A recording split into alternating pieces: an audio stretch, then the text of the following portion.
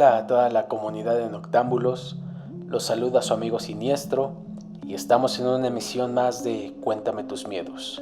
No olviden seguirnos en nuestras redes sociales, Facebook, Instagram y TikTok. Y recuerden, si tienen algo que contar, pueden escribirnos a cualquiera de nuestras redes sociales o escribirnos al correo de cuéntametumiedo@gmail.com. Sin más por el momento, les damos inicio a los siguientes relatos. Recuerden, vayan por algo de tomar, pónganse cómodos, apaguen la luz y por el momento los dejo con Sombra. Antes de empezar, queremos dar las gracias a Alex Morales Gómez por permitirnos compartir con ustedes los primeros 2 relatos. Y habrá un tercero, de un autor anónimo, al cual también le agradecemos. Ahora sí, empecemos. El secreto. En la vieja casucha de la difunta Rebeca se escuchaba el llanto de niños en las noches. Era muy recurrente esta situación. La casa quedó abandonada después de la muerte de la vieja. Se decía que allí había malos espíritus.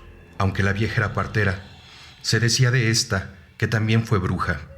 Una tarde que subía con mi hermano y de pasada en son de broma, nos acercamos a la casa de la vieja. Nos paramos en la puerta y con voz fuerte preguntamos: «Rebeca, ¿estás ahí?». Para terror nuestro, alguien nos respondió. Debía ser ella. «Largo de aquí». Nos fuimos deprisa a casa, pero después nos preguntamos si podía ser alguien que nos jugó una broma. Así que 2 noches después volvimos a ver si podíamos ver algo, pero allí no había nada, ni nadie. Pero después de llegar las 7 de la noche, empezaban los llantos de los niños. Llantos de bebés de brazos. No 1, no 2, varios. Volvimos a casa con más preguntas que respuestas. Decidimos que volveríamos en la siguiente noche y, de ser necesario, entraríamos en esa casa. Más que nada porque mi hermano y yo habíamos llegado a la conclusión que allí había un gran secreto. Podía ser oro, y eso nos emocionaba bastante. Cuando llegamos, la noche era completamente oscura. Ni la luna ni las estrellas se veían en el firmamento. Cuando abrimos la desvencijada puerta, no opuso resistencia. Estaba podrida. Escuchamos un portazo dentro. Y de nuevo aquella frase: «¡Largo de aquí!». Nos tomamos de la mano como 2 chiquillos para darnos ánimo y seguimos avanzando. Los llantos de los niños no se hicieron esperar, pero también los pasos de alguien adulto que corría por la casa. Seguimos en busca de nuestro tesoro, pero allí todo se hizo un caos de terror. La casa temblaba, los muebles viejos volaban, el grito de «largo de aquí» se oía por todos lados y el llanto de los niños era ensordecedor. Era una cosa de locos, pero al ser tan real, todo era más atemorizante. Estábamos muertos de miedo. Aún así, quisimos seguir adelante con nuestro empeño. Ahí fue cuando la vimos. Era una anciana vestida de harapos. Quisimos preguntarle quién era y qué hacía ahí, pero al levantar la mirada, y a pesar de su figura pequeña y débil, sus ojos y su mirada decían otra cosa. Sus ojos negros como carbón, con una mirada tan profunda como si estuviera viendo dentro de tu alma. Mi hermano y yo, aún de la mano, sudábamos copiosamente. No podíamos movernos. Estábamos aterrados. Cuando ella abrió su boca y dejó ver sus podridos dientes, dio el conocido grito: «¡Largo de aquí!». No solo era su boca, era el olor que salía de ella. Olía a pudrición y muerte. Corrimos y llorábamos y gritábamos, aunque el grito de la anciana llenaba todo el lugar. El llanto de los niños se hacía oír por encima de estos. Volvimos a casa muertos de miedo, pero más convencidos aún que en aquella casa había algo, y no era un tesoro, era maligno y tenebroso. Empezamos a preguntar en casa y con familiares, pero al parecer nadie quería hablar de dicho lugar. Que nuestra propia familia no quisiera hablar del tema nos causaba más extrañeza. Así que fuimos al pueblo siguiente y preguntamos a desconocidos si sabían de la historia de aquella casucha. Lo que nos contaron a medias nos dejó perplejos. La vieja Rebeca no solo era partera, también practicaba abortos y brujería. Se dice que muchas de las personas del pueblo usaron sus servicios, Con los de los abortos ocurrió un tema particular.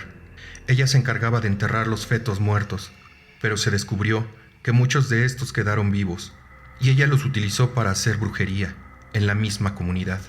Fue así que los pobladores decidieron asesinarla y enterrarla en su propio jardín.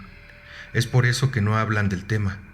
Se sienten culpables y avergonzados, porque todos de una manera u otra los hace responsables. Mi hermano y yo no teníamos culpabilidad de nada, ni algún pecado con aquello, así que a pleno mediodía fuimos y cavamos en el jardín, y dimos con el cuerpo de la bruja. Estaba atado, con cadenas, y estaba llena de cruces. Buscamos bajo las tablas de la casa, y también dimos con los cadáveres de los niños. Dimos parte a las autoridades, pero a estos y a los pobladores no les gustó mucho. Mis padres estaban fuera de sí con nuestra actitud. La mayoría de los pobladores nos miraban mal, así que encaramos a mis padres, haciéndoles ver que eso no eran los valores que ellos nos habían dado y que no teníamos por qué ocultar un crimen. Mi madre llorando nos contó una historia diferente, cargada de terror y crueldad. No es que la vieja Rebeca practicara abortos, es que las personas le regalaban sus pequeños para que ella protegiera al pueblo del maligno. Al escuchar aquello, lloré por la crueldad de mi familia y de aquel pueblo. La bruja había sido enterrada con cadenas y crucifijos, por temor a que volviera a vengarse del pueblo. Ahora nosotros la habíamos dejado libre. La realidad es que nada ocurrió. La vieja y los niños fueron enterrados en el cementerio. Se llevó a cabo una misa colectiva para ella y los niños. A partir de aquel día, nada se volvió a escuchar en la vieja casucha. Por órdenes del sacerdote, esta se quemó y allí sirvió una pequeña capilla en honor a esos pobres inocentes. Terror y muerte. ¿Qué puede causar más terror que escuchar la risa o el llanto de un niño a altas horas de la noche, en lugares que no tendría por qué haber un niño? Fue lo que me ocurrió a mí. Voy pasando por un parque de juegos para niños, cuando escucho patente la risa de uno. Sería muy normal este sonido, si no fuera porque eran las 3 de la madrugada. Me detengo en seco. Sé que no tiene por qué haber un niño a esas horas ahí. Aún así, el sentido de protección por una criatura indefensa te hace pensar que sí lo hay. Veo detenidamente el parque, observo con claridad un columpio que se mece solo, mismo donde sale la risa del niño.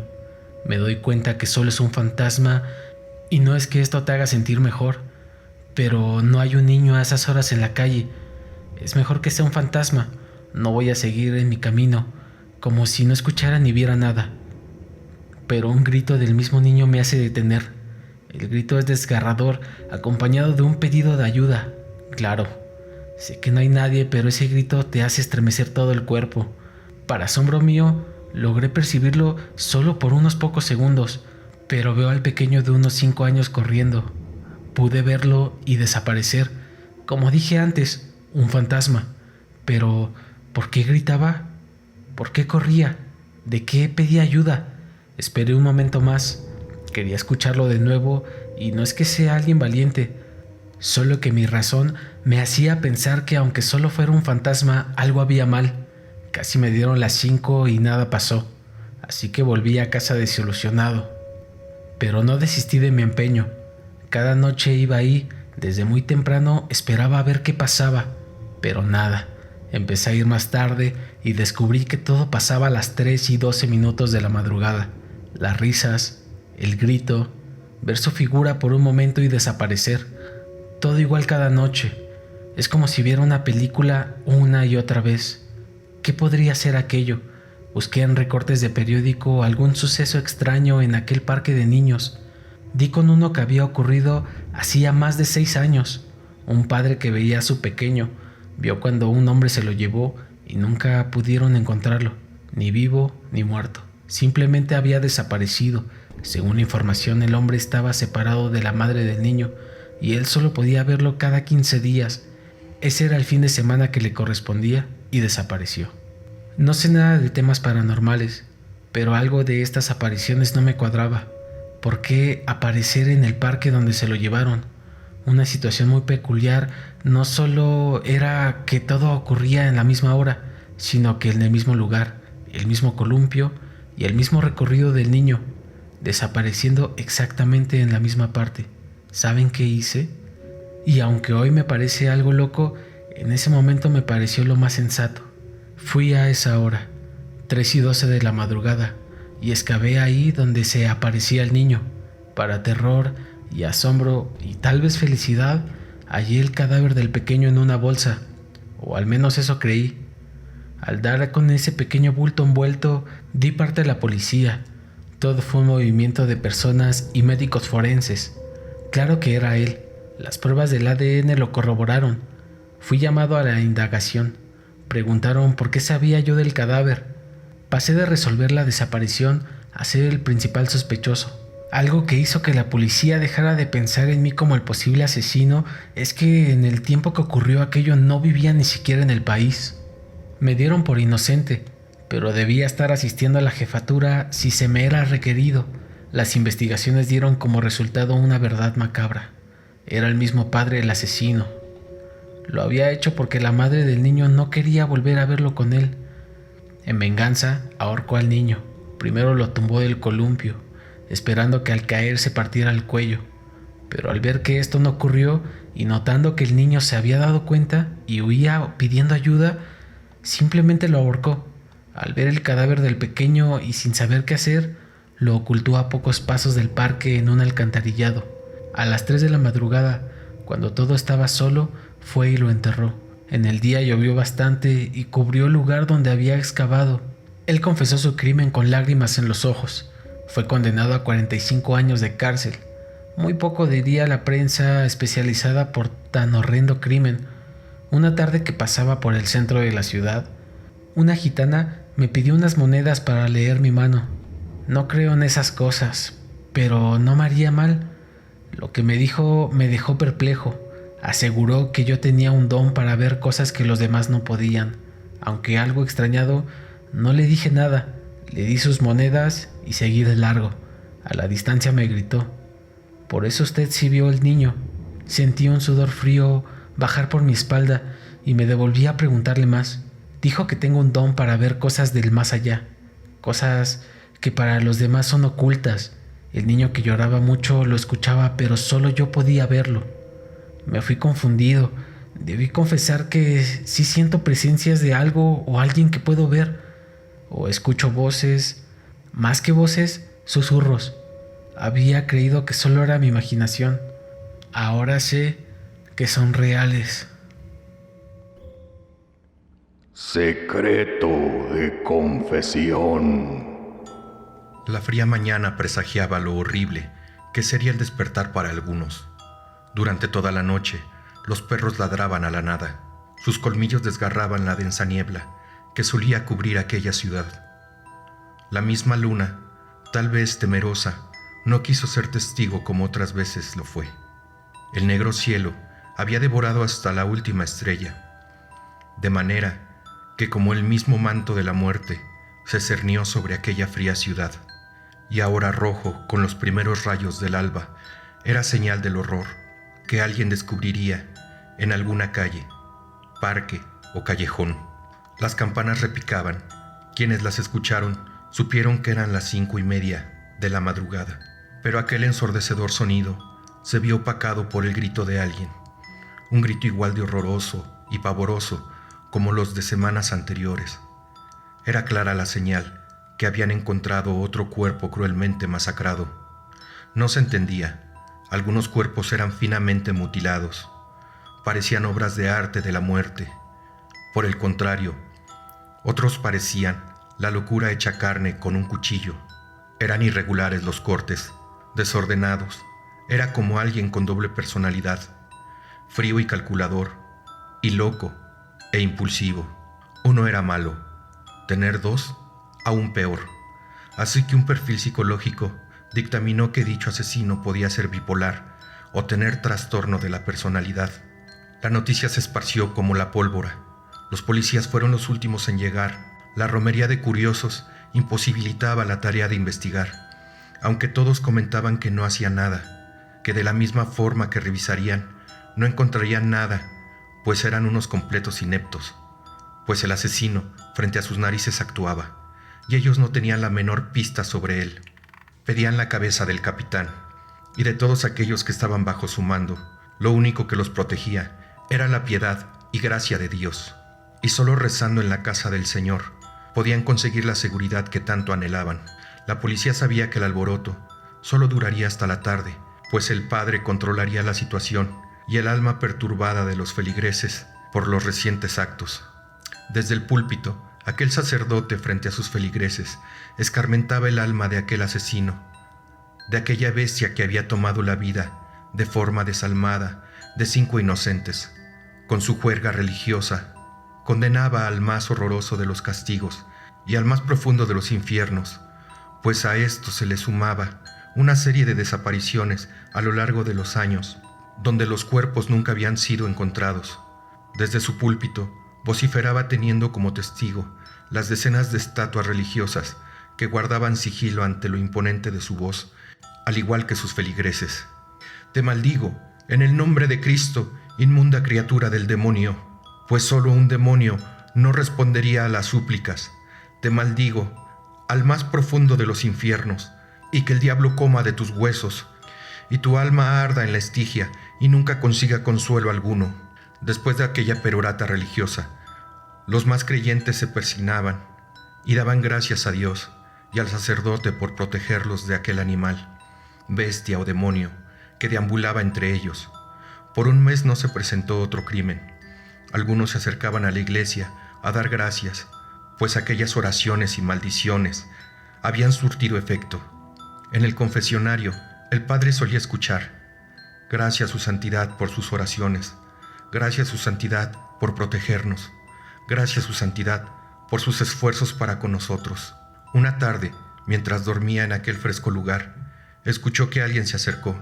Perdóneme, padre, porque he pecado. Escuchó de forma nerviosa y con voz entrecortada: Hijo, confiesa tus pecados. Todos somos bien recibidos en la casa del Señor. Padre, el demonio me dice que actúe. Yo no lo quiero hacer, pero el demonio me obliga. Padre, soy el asesino quien ha mancillado y masacrado estos meses.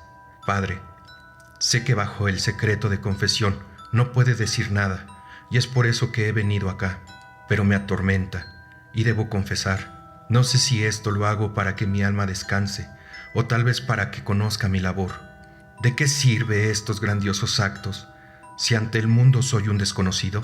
Aquella persona esperaba a regaños, un discurso sobre el infierno, los castigos a las almas que cometían semejante pecado, pero no. De aquella ventanilla enrejada, protegida por un velo púrpura, solo se veía una silueta tranquila. Pasados algunos minutos, en un silencio sepulcral, escuchó detrás del velo: ¿Por qué lo haces, hijo mío? ¿Qué te lleva a cometer semejante atrocidad, carente de raciocinio? Aquel padre no escuchó respuesta inmediatamente, sino pasados algunos minutos, como si quisiera hacerle entender o vivir lo mismo que le hizo sentir con aquel silencio eterno de solo unos minutos antes.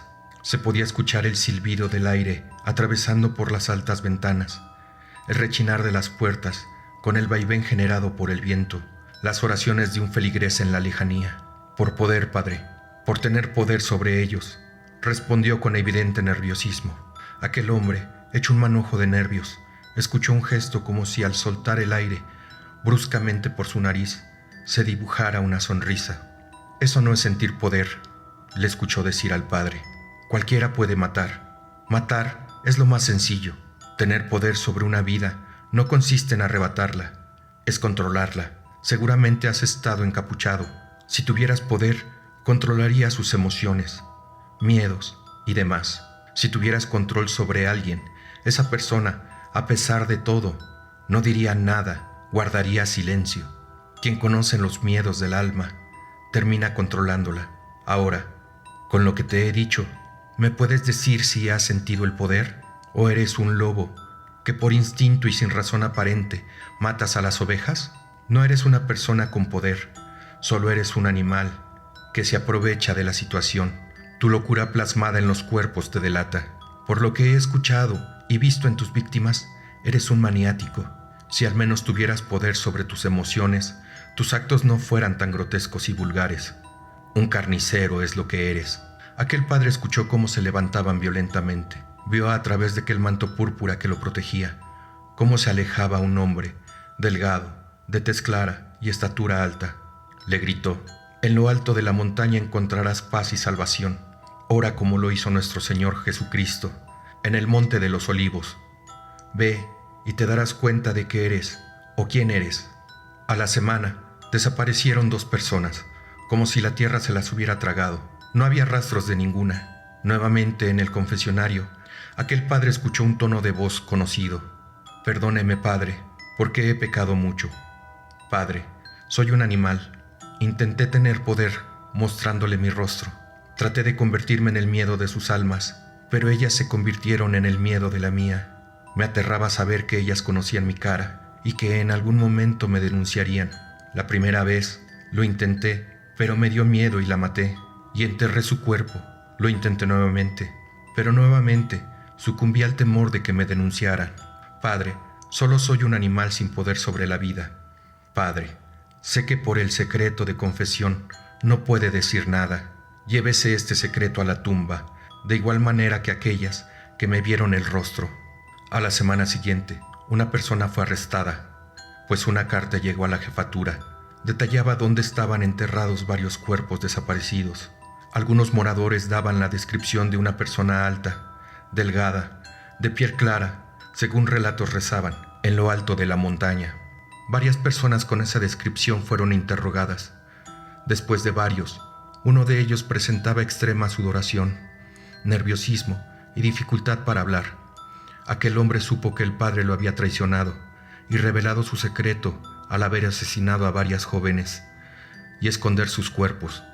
Suponía que la carta estaba detallando todo lo que habló con él en el confesionario. Siendo él el testigo, no le quedaba otra que confesar.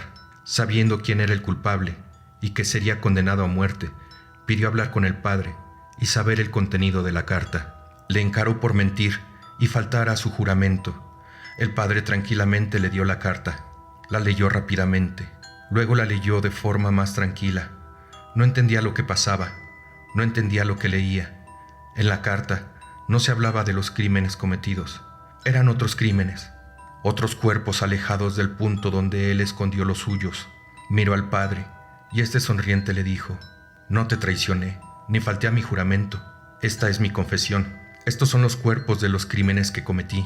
Tal era tu nerviosismo que no prestaste atención a las preguntas la primera vez que te las hicieron. Y tú, por simple presión psicológica, revelaste tus crímenes. No soy culpable de tu debilidad mental y espiritual. Sabes, tengo mis pecados y necesitaba que un demonio cargara con ellos. ¿Y quién más que tú para cargar esta cruz? ¿Ahora entiendes qué es poder? Conocía tu miedo, y quien conoce el miedo de las almas puede controlarlas.